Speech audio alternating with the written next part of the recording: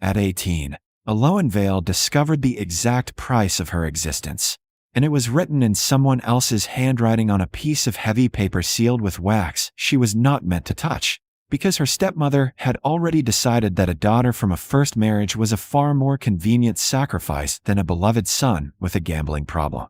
The letter arrived just after breakfast, delivered with the quiet importance of something that would rearrange a household, and Elowen watched from the far end of the drawing room as Lady Vale read it once, then twice, then folded it with the kind of care usually reserved for delicate fabrics and dangerous truths.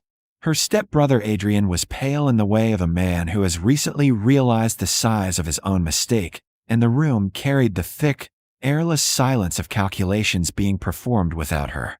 It was not until her name was spoken that she understood she had been part of the equation all along. The Duke of Norbridge, Lady Vale explained with measured calm, had agreed to settle Adrian's debts entirely, quietly, and without scandal, in exchange for a wife. Not a bride of status, not a bride of fortune, simply a wife. The Duke, she added, was not a man many young women would volunteer to marry, injured in the war, reclusive, known for a temper sharpened by pain and a preference for solitude that bordered on hostility. It was presented as a misfortune. It was offered as a solution, and Elowen understood, with a clarity that felt almost physical, that she had been chosen not because she was suitable, but because she was expendable. Adrian would be spared disgrace. Lady Vale would be spared embarrassment, and Elowen would be sent away to settle a debt she had not incurred. She asked, very calmly, whether she had any choice in the matter, and Lady Vale's expression did not change as she replied that the alternative would be sufficiently unpleasant that Elowen would prefer the Duke. 3 weeks, she was told. 3 weeks to adjust her expectations rather than her objections. The Duke was not known for patience. Neither, Lady Vale added gently, was she. That afternoon, Elowen walked through the garden she had grown up in and saw them with the distant awareness of someone already leaving. The rose hedge had overtaken the south wall again. The fountain needed cleaning. The house itself looked tired in a way she had not noticed before, as if the debts had not only hollowed out the accounts but the spirit of the place. She realized, with a strange detachment, that her stepmother was not entirely wrong. The family did require creative management. She simply had not expected to be the management strategy. The journey to Norbridge was long enough to drain outrage into something quieter and harder, and by the time the carriage passed through the iron gates of the estate, Elowen felt less like a bride and more like a parcel delivered to the wrong address. The Norbridge manor rose from the landscape with an austere dignity that did not invite admiration so much as respect, its stone dark with age and its windows narrow and watchful. She was taken not to a sitting room, not to a receiving hall, but directly to the small chapel on the grounds where the ceremony would be performed before the light failed. She had expected the Duke to be old, or pitiful, or visibly broken in some way that would make the arrangement easier to endure.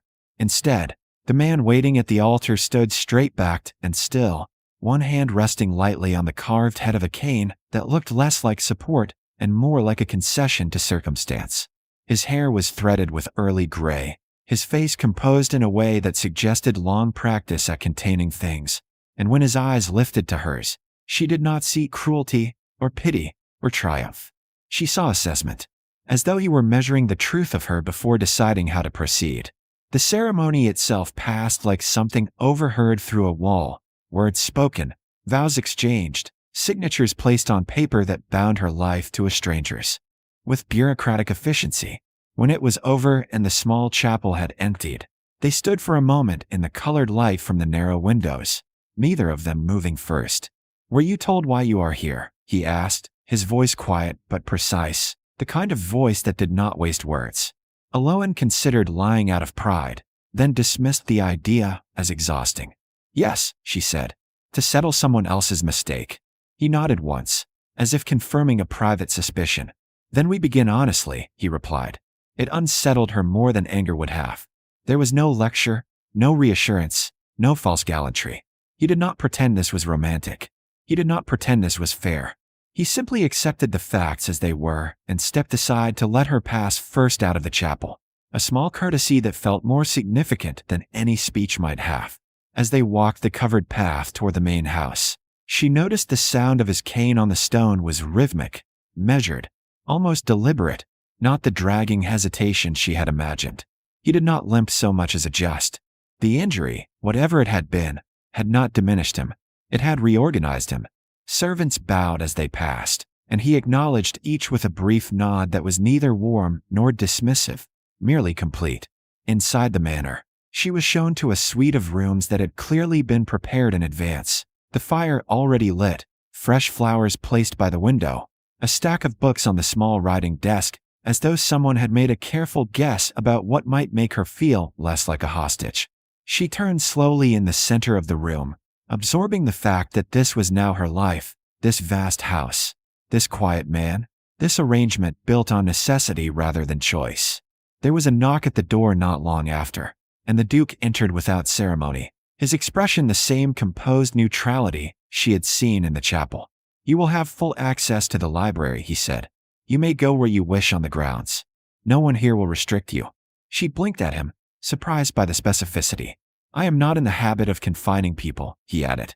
"I find it breeds resentment, and resentment is tedious to live with." She almost laughed, not because it was funny, but because it was so unexpectedly practical. "I cannot promise to be easy company," she said, meeting his gaze. "But I can promise to be honest company." Something shifted, very slightly, in his expression at that, as if a piece of information had been filed away for future use.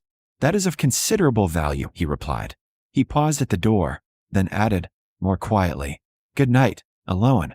Her name and his voice sounded unfamiliar, as though it had not been used carefully in some time. After he left, she stood by the window and looked out at the dark grounds, aware that she had arrived ready to endure cruelty and instead found something far more complicated. A man who did not pretend this was anything other than what it was, who did not demand gratitude for her displacement, and who, unsettlingly, seemed to prefer truth to comfort. She had been traded like an object to spare her stepbrother's reputation, sent away to settle accounts she had never touched, and yet as the house settled into its deep, unfamiliar quiet, Elowen realized with a slow, reluctant clarity that the Duke of Norbridge might be the first person in this entire arrangement who had looked at her and seen not a solution, not a burden, not a sacrifice, but a person standing in front of him, and that realization, more than the marriage itself, was the thing she did not know how to prepare for. Weeks passed at Norbridge in a rhythm so quiet and orderly that Elowen began to feel as though she had stepped into a life already in progress, one that required her presence, but not yet her participation. She spent most of her days in the library, reading with the focus of someone who had long ago learned that books could be a form of private rebellion, and through atlases, journals, and old campaign records, she began piecing together a silent understanding of the man she encountered only briefly at meals and in passing along the corridors.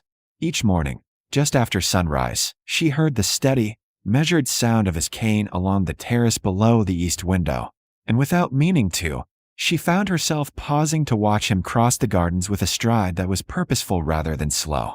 Whatever the war had done to his leg, it had not diminished him. It had merely reorganized him. Curiosity arrived quietly and refused to leave. One afternoon, searching for a survey volume on the upper shelves, she discovered a leather folio hidden behind old geography texts.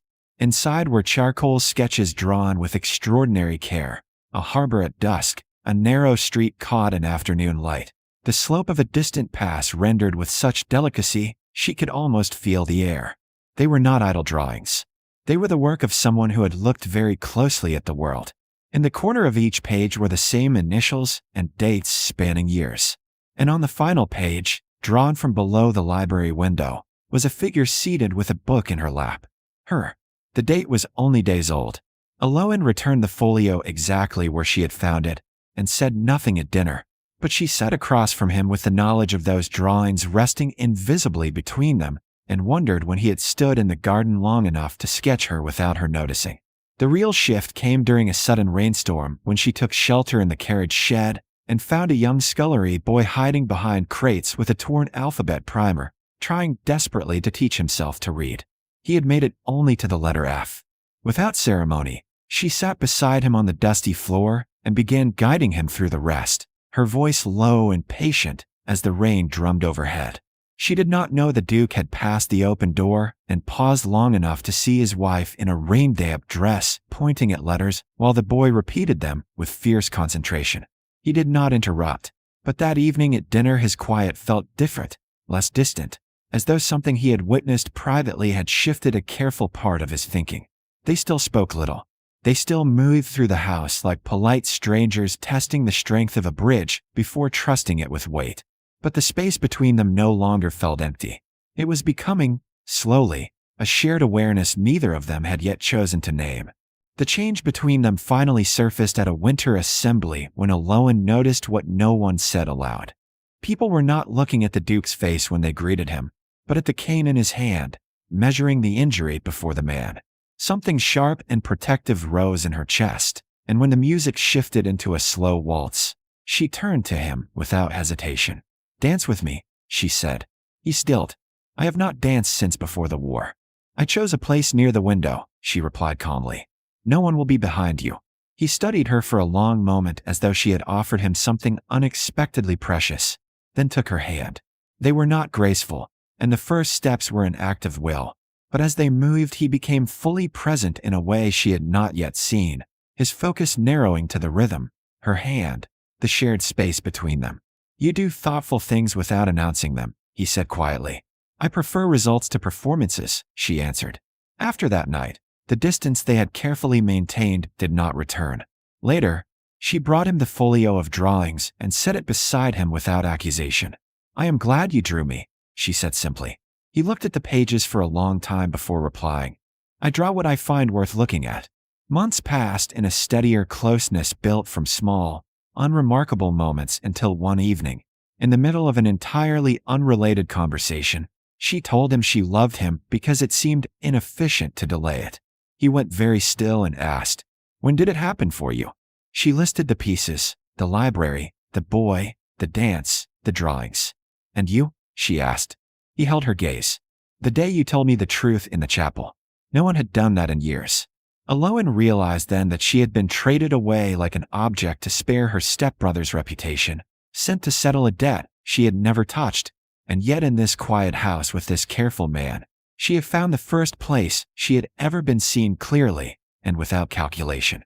What began as a transaction had become, slowly and without either of them noticing exactly when, a life neither of them would have chosen, and neither of them would now trade for anything.